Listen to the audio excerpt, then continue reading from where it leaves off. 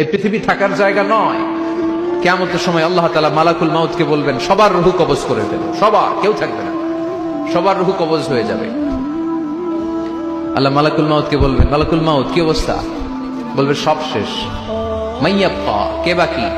মালাকুল মাউত বলবে জিনেরা বাকি, যাদেরকে দেখা যায় না। আল্লাহ বলবেন জিনদেরকেও শেষ করে ফেলো, রূহ কবজ করো। মালাকুল মাউত আজরাইল জিনদের রূহ কবজ করবে। আল্লাহ এবার জিজ্ঞেস করবে, ইয়া মালাকাল মাউত আখবিরনি মাইয়াব্বা, এবার বলো আর কে বাকি?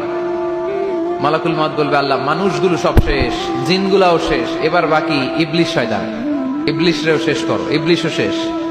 আল্লাহ আবার জিজ্ঞেস করবেন, ইয়া মালাকাল মাউতি মাইয়াব্বা, আর কে বেঁচে আছে বলো?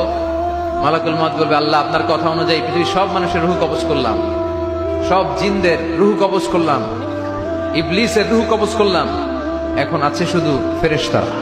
আছে কারা? যাও ফেরেশতা